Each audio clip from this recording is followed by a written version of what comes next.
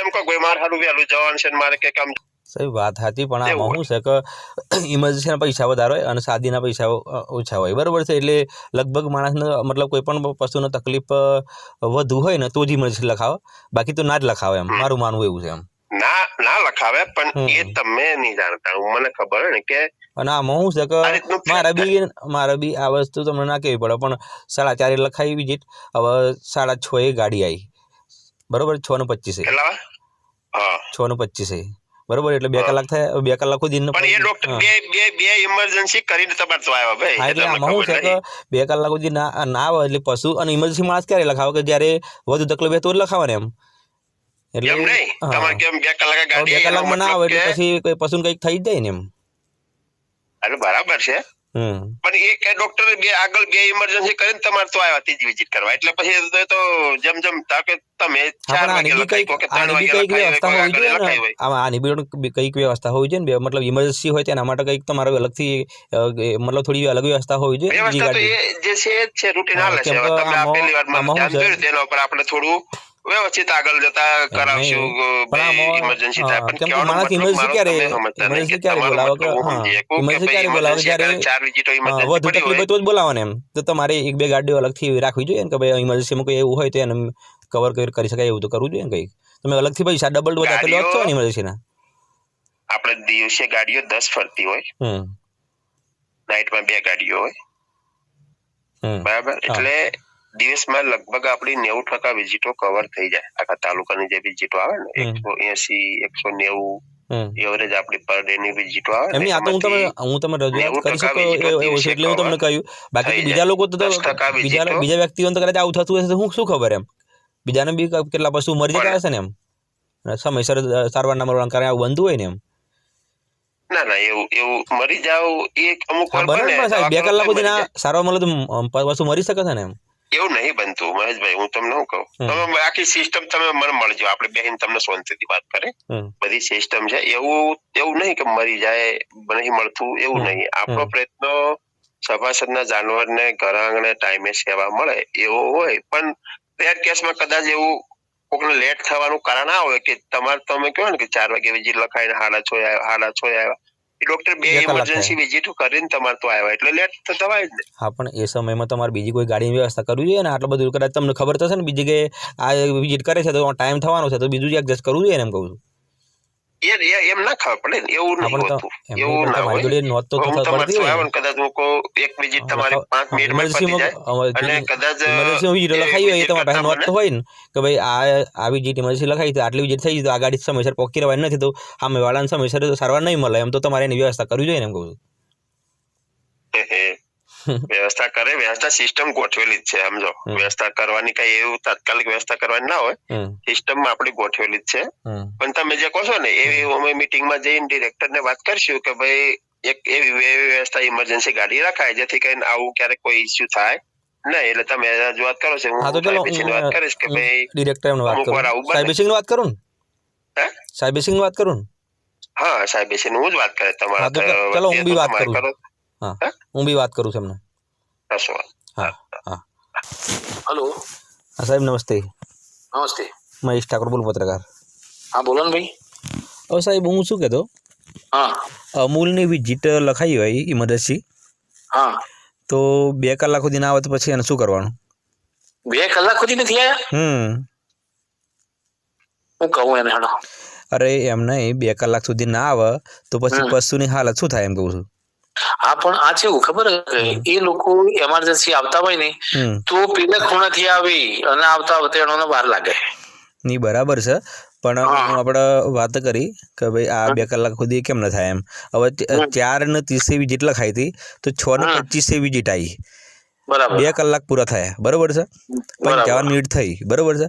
તો ઇમરજન્સી કોણ લખાવે કે જે મતલબ વધુ તકલીફ હોય ને એ ઇમરજન્સી લખાવે, ક્યાંનો મતલબ, બરોબર. ઇમરજન્સી કોણ લખાવે? એ જ લખાવે ને. તો 2 કલાક સુધી ના આવે તો પછી એ પશુની હાલત શું થાય? એમ સાચી વાત છે. પછી હું વાત કરી ડોક્ટર એમને, તો એમણે શું કીધું કે જે રેગ્યુલર જે ગાડી હોય છે એ ગાડી જ આવતી હોય છે. એમ તો પછી મેં પૂછ્યું કે અલગ કોઈ વ્યવસ્થા નથી એમ, તો ના અલગ વ્યવસ્થા નથી એમ. તો અલગ વ્યવસ્થા કરવી જોઈએ ને, આગળના સમયે ગાડી પહોંચી શકે એમ ના હોય, બરોબર છે, ઇમરજન્સી વિઝિટ વધી ગઈ હોય તો પછી બીજી ગાડીની વ્યવસ્થા કરવી જોઈએ ને એમ કહું છું. કોણ ડોક્ટર કોણ હતો? આપણે વીરપુર છે ને, પેલા આપણે વીરપુર છે ને, આપણો જે મેન સાહેબ વાત કરી મેં. વિઝિટ ઓલરેડી સમજો, વિઝિટ ઓલરેડી થઈ ગઈ છે, 55 મિનિટે ગાડી આવી, બરોબર છે. તો મારો કહેવાનો મતલબ એ છે કે બધા આ તો કદાચ સમજો, આ તો કદાચ હું વાત કરી શકું તો વાત કરું છું, પણ બીજા વ્યક્તિઓનો આ રીતે મતલબ બધાનું બીજાનું શું એમ કહું છું. હલો, ડોક્ટરની વિઝિટ બહુ છેલ્લામાં છેલ્લી ઇમરજન્સી વિઝિટ હોય તો બહુ એ હોય તો 1 કલાક મતલબ મારો કહેવાનો મતલબ એમણે કીધું કે આ બાબતે હું આગળ આ રીતે છે, રેગ્યુલર ગાડી જતી હોય છે એટલે હું રજૂઆત કરી એમ. પણ તમે મતલબ શું છે કે આ બીજા વ્યક્તિઓનું આ રીતે મતલબ જે હું આજે મારી સમક્ષ આ જે પ્રશ્ન ઉભો થયો, બરોબર, તો બીજા વ્યક્તિઓનો પણ આ પ્રશ્ન હશે જ ને એમ કહું છું એમ. તો કોઈનું પશુ એમ નહીં સમયસર ના પકડે તો પશુ મરી જાય ને એમ કહું છું. મરી જાય. પણ આ બીજો પ્રશ્ન આવ્યો. હા, મેં પાછો ઇન્કવાયરી કરતો રહું. પેલો એસબી કોર્ટનો પોતાનો પ્રશ્ન હતો, એને મને ફોન કર્યો તો મેં ડોક્ટરને વાત કરી કે આવું ના થવું જોઈએ ભાઈ, અને કાયદેસર વિઝિટ બહુ તો છેલ્લામાં છેલ્લો અડધો કલાક હોય, અહીંથી કોયલા પોકવામાં અડધો કલાક લાગે, અને બહુ કરો તો 1 કલાક લાગે. અને એમણે પછી તમને વાત કરવા માટે કહ્યું, સાહેબ સિંહ ડિરેક્ટર એમને વાત કરો એમ, એટલે એટલા માટે તમને ફોન કર્યો મેં. ના બરાબર છે, જે સાચી રજૂઆત સાચી છે ભાઈ, તારી ખોટી બરોબર. એટલે કરો, આ તો શું છે, સામૂહિક પ્રશ્ન છે. અને કોઈક જો અત્યારે શું છે, ખેડૂત ખરો ને, ચલો આપણે ખેડૂત તો આના પર નિર્ભર હોય, બરોબર, એ મુશ્કેલથી પશુ લાવતો હોય, અને સમજો કે અત્યારે 50,000 60,000 પશુ નથી આવતું, બરોબર, અને કદાચ સારવાર સમય ન મળવાના કારણે મરી જાય તો બચારાનું શું એમ. ના સાચી વાત છે ભાઈ, હું સમજુ છું, અને હું પણ એ લોકોને રજૂઆત કરતી ને વચ્ચે તો મેં એક ડોક્ટર મૂક્યા તો સ્પેશિયલ, મને રજૂઆત થાય ને તો હું સ્પેશિયલ ડોક્ટર મુકાઈ દઉં છું સીધો.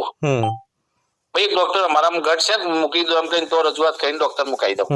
હા, તો આનું ગમે સોલ્યુશન કરો, કેમ કે આ પ્રશ્ન ઓમ આપણે આ ખેડૂત લેવલે બહુ મોટો પ્રશ્ન કહેવાય. ઓમ આપણે જોવા જઈએ તો સામાન્ય છે, પણ ખેડૂત લેવલે પશુપાલકો લેવલે બહુ મોટો પ્રશ્ન કહેવાય, કેમ કે પશુ મરી જાય તો 50,000નું તો નુકસાન મિનિમમ થઈ જાય ઓછામાં ઓછું એમ. તો પછી અત્યારે અને એના પર તો બચારો જીવતો હોય એમ. ના બધા એવું છે ભાઈ. અને આ તો આ બીજી ફરિયાદ છે, આ એસબી ની ફરિયાદ હતી, એ સોલ્વ કરી, આ બીજી ફરિયાદ છે. હા, એટલે પણ એ તો જાગૃત વ્યક્તિ છે કે રજૂઆત કરી શકે છે, પણ બધા વ્યક્તિ તો એટલા જાગૃત હોતા નથી કે રજૂઆત કરે એમ.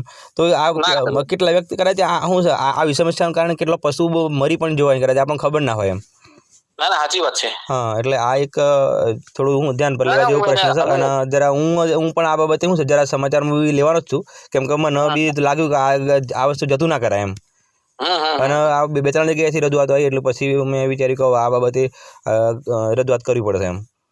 ના કરવાની, પૂછી કરી દેવાની. હાજી. હેલો બિપિન સાહેબ બોલો છો? હા, મહેશ ઠાકોર વાત કરું છું, વીરપુરથી, ટાઈમ્સ ઓફ મહીસાગર ન્યૂઝમાંથી. શું? મહેશ ઠાકોર વાત કરું છું, ટાઈમ્સ ઓફ મહીસાગર ન્યૂઝમાંથી. હા બોલો. સર, વીરપુર તાલુકામાં આપણે અમૂલની જે વિઝિટ હોય છે ને, એ ઇમરજન્સી હોય તો પણ 2 કલાક સુધી સારવાર મળતી નથી એમ. સારું, ચેક કરાવ લો. એમને એ 2 કલાક સુધી સારવાર ના મળે તો પશુ કદાચ ઇમરજન્સી કોણ કરાવવા? જેને બધું તકલીફ જોડાઈ લઉં છું, હજુ ના મળે એની વાત નહીં, પશુ ને કશું નહીં થયું, હું કાલ સવાર તાત્કાલિક જોડાઈ લઉં છું. ના, એ બરાબર છે, પણ 2 કલાક ઇમરજન્સી કોણ લખાવે? કઈ બધું તકલીફ એ જ લખાવે ને એમ. 2 કલાક સુધી સારવાર ના મળે પછી પશુનું શું થાય? તમારે તો સાહેબ સિંહ પપ્પુ પાઠક થી એમને કમ્પ્લેન કરો ને, એટલે એમને ખબર પડે.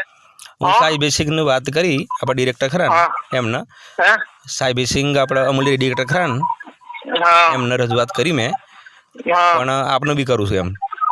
સારું, બરોબર, હું લખી દઉં છું, તાત્કાલિક કાલે તપાસ કરાવું. ઓકે, હાજી. ઓકે, હાજી, થેન્ક યુ.